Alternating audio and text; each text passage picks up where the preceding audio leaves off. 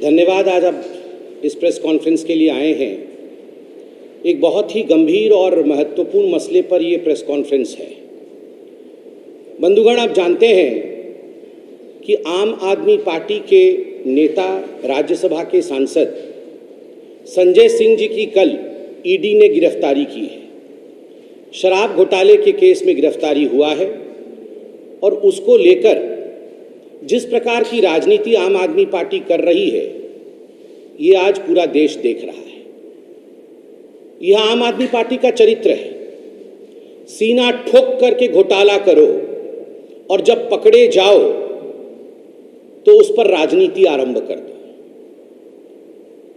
मैं आज सवाल पूछना चाहता हूं आम आदमी पार्टी से कि अभी 3-4 दिन पहले पंजाब में सुखविंदर सिंह कैरा, जो पंजाब के कांग्रेस के विधायक हैं, ड्रग्स केस में उनकी गिरफ्तारी होती है। उनको ड्रग्स के केस में अरेस्ट किया जाता है। पुराना केस था, केस चल रहा था, गिरफ्तारी होती है। आम आदमी पार्टी प्रेस कॉन्फ्रेंस करके कहती है law will take its own course. जब पंजाब में जहां आपकी सरकार है, वहां पर कांग्रेस, जो आपकी विपक्षी पार्टी है, जब उसके सदस्य और उसके विधायक गिरफ्तार होते हैं तो law will take its own course. और जब आपके विधायक या आपके सांसद गिरफ्तार होते हैं शराब घोटाले में, वहां ड्रग्स का केस था, यहां शराब का केस है, तो आप कहते हैं law should not take its course. ये तो बौखलाहट का मामला है। ये डबल स्टैंडर्ड आखिरकार क्यों है? यह सवाल भारतीय जनता पार्टी आज आम आदमी पार्टी से पूछना चाहती है। बंधुगण, आखिरकार ये शराब घोटाला क्या है और ये जो गिरफ्तारी हुई है संजय सिंह जी की, ये क्यों हुई है?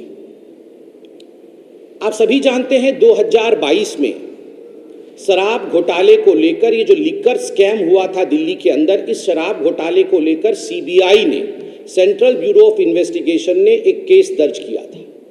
क्योंकि इस पूरे मामले में मनी लॉन्ड्रिंग हुई थी और जहां भी मनी लॉन्ड्रिंग होती है वहां प्रवर्तन निदेशालय, अर्थात जिसको अंग्रेजी में एनफोर्समेंट डायरेक्टरेट ईडी कहते हैं, वह भी केस दर्ज करता है। और चूंकि यहां मनी लॉन्ड्रिंग हुई थी, इसलिए ईडी ने भी केस दर्ज किया। कई लोग इसमें जेल में गए। मनीष सिसोदिया जेल में गए, कुछ अधिकारी भी इसमें जेल में गए हैं और कुछ व्यवसायी जो इस पूरे प्रक्रिया में, घोटाले में जुड़े हुए थे, वो भी जेल में गए।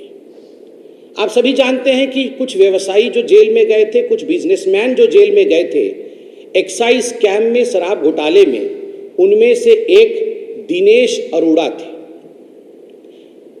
आगे चलकर दिनेश अरोड़ा ने कहा कि मैं गवाही दूंगा, मैं अप्रूवर बनूंगा। वो अप्रूवर बने और जब दिनेश अरोड़ा अप्रूवर बने तो जिस प्रकार की बातों को उन्होंने सामने रखा, वो आज पब्लिक डोमेन में है। मैं जो भी कह रहा हूं अपने मन से नहीं कह रहा। मेरे पास कुछ ऐसा इंफॉर्मेशन नहीं है जो किसी और ने मुझे बताया है। ये सब कुछ पब्लिक डोमेन में है that Dinesh Arora turned into an approver.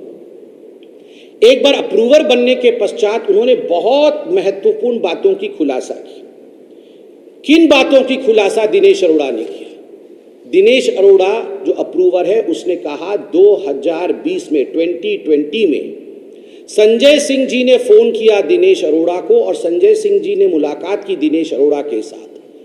Dinesh Arora जो बिजनेसमैन है, जो रेस्टोरेंट चलाते हैं दिल्ली में, उनको संजय सिंह जी ने 2020 में फोन करके कहा कि चुनाव दिल्ली के आ रहे हैं, मोटा पैसा इकट्ठा करना है, आप रेस्टोरेंट और बार वालों से बात करो और ये पैसा इकट्ठे करने का काम करो।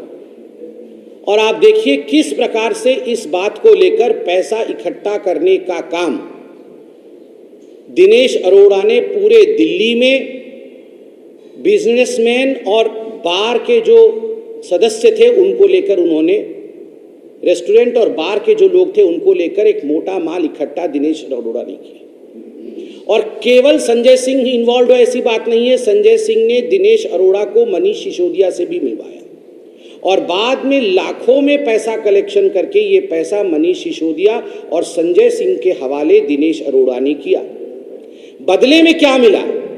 बदले में दिनेश अरोड़ा को क्या मिला, जिसको अंग्रेजी में क्विड प्रो को कहते हैं। आप अगर चार्जशीट पढ़ेंगे तो दिनेश अरोड़ा खुद स्वीकार करते हैं कि उनका कोई मामला एक्साइज डिपार्टमेंट में फंसा हुआ था। Some of his issues were stuck in the excise department, और बदले में दिनेश अरोड़ा ने कहा मैंने मोटा माल इकट्ठा किया है, ये पैसा मैंने मनीष सिसोदिया और संजय सिंह को दिया है संजय सिंह के कहने पर, तो मुझे इस एक्साइज के केस से निकाला जाए, मुझे इस एक्साइज के काम में मदद की जाए। मनीष सिसोदिया ने संजय सिंह के कहने पर एक्साइज के केस में मदद करते हुए दिनेश अरोड़ा को मदद दिया। तो आप सोच के देखिए किस प्रकार से एक क्विड प्रो को का मामला बनाया गया, किस प्रकार से इस विषय को एक दूसरे के लिए मदद की गई। बंधुगण, मुझे तो बड़ा आश्चर्य लगता है कि इतना बड़ा मामला होने के बाद भी जब जनवरी में एक्साइज डिपार्टमेंट ने, ईडी ने संजय सिंह के नाम को अपने चार्जशीट में दाखिल किया, चार्जशीट में लगाया, उस समय काफी हंगामा और बवाल कटा। आपको याद होगा संजय सिंह जी ने प्रेस कॉन्फ्रेंस किया था और कहा था कि ईडी ने गलती से मेरे नाम को अपने चार्जशीट में लिखा है।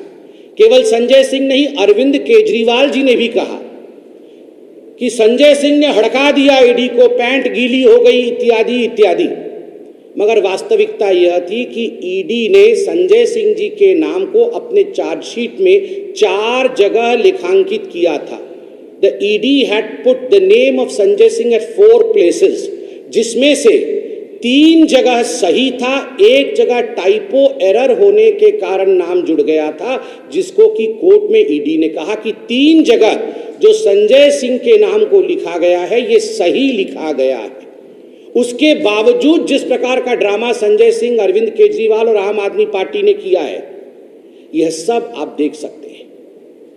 आपके सामने अरविंद केजरीवाल और संजय सिंह ये झूठ बोल रहे थे कि ईडी के चार्जशीट में उनका नाम नहीं था। ये शराब नीति आखिरकार क्या है इसके बारे में भी मैं बताऊंगा, मगर कल मुझे बड़ा आश्चर्य लग रहा था कि अरविंद केजरीवाल कल रात को कह रहे थे कि संजय सिंह के घर से कुछ नहीं निकला। अगर कुछ नहीं निकला तो गिरफ्तारी कैसी हो सकती है? आप मुझे ये बताइए कि जो पिक पॉकेटर होता है, जो जेब कतरा होता है, जब जेब कतरा पकड़ा जाता है तो उसके घर से, उसके जेब से बटुआ निकलता है, उसके जेब से एक पर्स निकलता है। जब चेन स्नैचर पकड़ा जाता है तो उसके घर से, उसके जेब से वो सोने की चेन निकलती है जिसे छीन के वो भाग रहा होता है। जब चिंदी चोर पकड़ा जाता है, छोटा सा चोर पकड़ा जाता है, तो उसके घर से टूटी, बकेट, जो इत्यादि वो चोरी का सामान इकट्ठा करता है, वो चोरी का सामान निकलता है। जब डकैत पकड़ा जाता है तो उसके घर से छर्रे और कट्टे पकड़े जाते हैं। मगर जब भ्रष्टाचार का डॉन पकड़ा जाता है तो उसके घर से बटुआ नहीं निकलता, उसके घर से चेन नहीं निकलता, उसके घर से कोई चोरी का टोटी नहीं निकलता, उसके घर से छर्रे और बंदूक नहीं निकलते, उसके घर से इंक्रिमिनेटिंग डॉक्यूमेंट्स अर्थात दस्तावेज निकलता है। दस्तावेज जो कई बार मोबाइल फोन के अंदर और कई बार लैपटॉप के अंदर बंद होता है, ऐसे दस्तावेज निकलते हैं। और आज मैं सूत्रों के हवाले से कह सकता हूं, मीडिया के सूत्रों के हवाले से यह खबर है कि जिस प्रकार कल रेड हुआ संजय सिंह जी के घर में और जो दस्तावेज संजय सिंह जी के घर से निकले हैं, वो आम आदमी पार्टी के बहुत ऊपर तक पहुंच रहे हैं, इंगित बहुत ऊपर तक हो रहा है।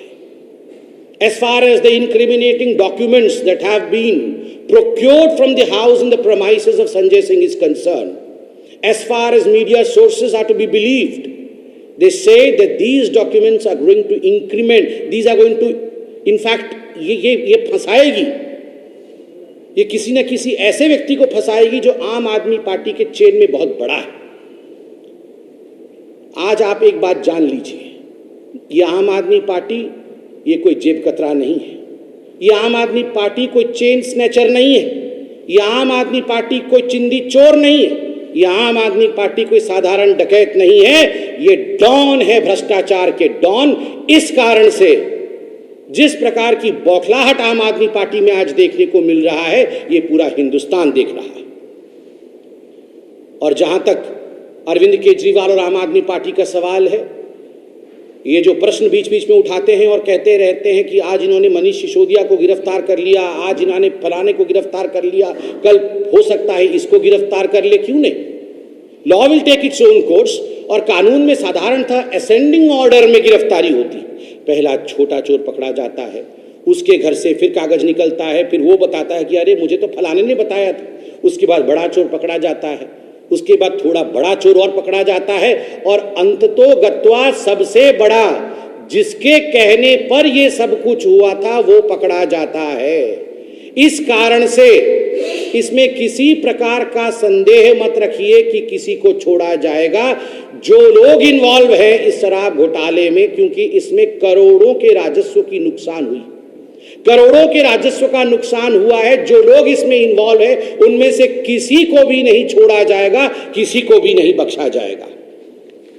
मुझे याद है, जहां तक ये शराब घोटाला है, 22 मार्च 2021 को नई शराब नीति, न्यू एक्साइज पॉलिसी दिल्ली सरकार ने बनाया था और 17 नवंबर 2021 को इसे लागू किया गया था। 17 नवंबर 2021। उस समय खुद अरविंद केजरीवाल जी ने प्रेस कॉन्फ्रेंस करके कहा था कि पूरे विश्व में इस प्रकार की शराब नीति कहीं नहीं होगी, राजस्व आगे बढ़ेगा, हम माला माल हो जाएंगे। पहली बार पूरे विश्व में ऐसा हुआ कि बोतलें तो ज्यादा बिकी, पैसा कम आया। ऐसा आप बताइए, दुनिया में कहीं आपने सुना है? शराब की बोतल ज्यादा बिके और पैसा और राजस्व कम आए, ऐसा पूरे विश्व में कहीं नहीं होता है। ये पहली बार पूरे विश्व में ऐसा हुआ। बंधुगण, भारतीय जनता पार्टी ने कुछ सवाल बार बार पूछे थे। आज दोबारा ये सवाल शराब नीति को लेकर, संजय सिंह को लेकर, मनीष सिसोदिया को लेकर मैं दोबारा पूछता हूं, क्योंकि संजय सिंह भी गिरफ्तार हुए। आपने पहली बार ऐसा हुआ दिल्ली में, और क्यों किया ऐसे कि कानूनी सलाह के बावजूद आपको एक्साइज डिपार्टमेंट ने कानूनी सलाह दिया था कि आप अपने पुराने शराब नीति को मत बदलिए। उसके बावजूद आपने पुराने शराब नीति को बदला। क्या कारण था आपने बदला?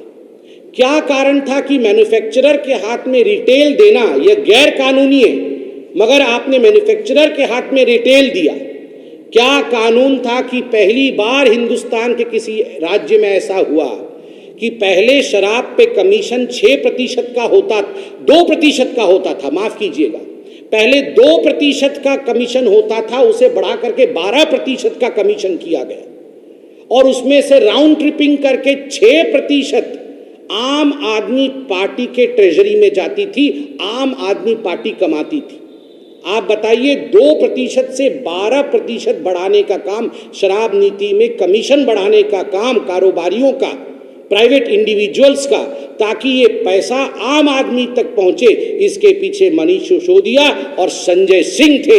इसलिए बेधड़क कानून अपना काम करेगी, और जो लोग जनता के पैसा को शराब के माध्यम से लूटने का काम कर रहे थे उनको छोड़ा नहीं जाएगा। क्या कारण था कि 145 करोड़ 145 करोड़ रुपया ये शराब कारोबारियों का माफ किया गया, वह भी बिना किसी कैबिनेट के नोट के, बिना कैबिनेट के मंजूरी के 145 करोड़ रुपए शराब कारोबारियों का माफ किया गया। किसने इजाजत दी? अगर संजय सिंह जी और मनीष सिसोदिया इसमें रिस्पॉन्सिबल है तो क्या कानून उनको छोड़ देगी, या कानून का हाथ इनके गिरेबान तक पहुंचना चाहिए?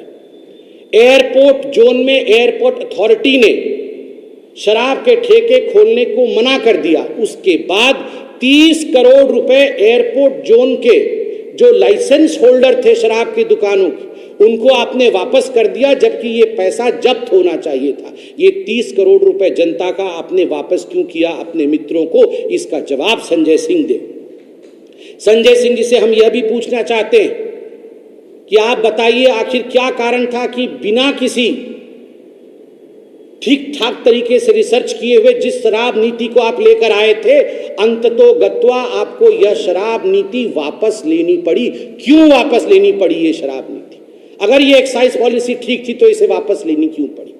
आप यहां वहां की बातें करते हैं अरविंद केजरीवाल जी, मगर आप काम की बात कोई नहीं करते। आज आप बताइए, अगर आपने काम की बात की होती, कोर्ट में जाकर आपने सही आंकड़े रखे होते तो आपके deputy chief minister Manish Sisodia क्या आज तक जेल के अंदर होते?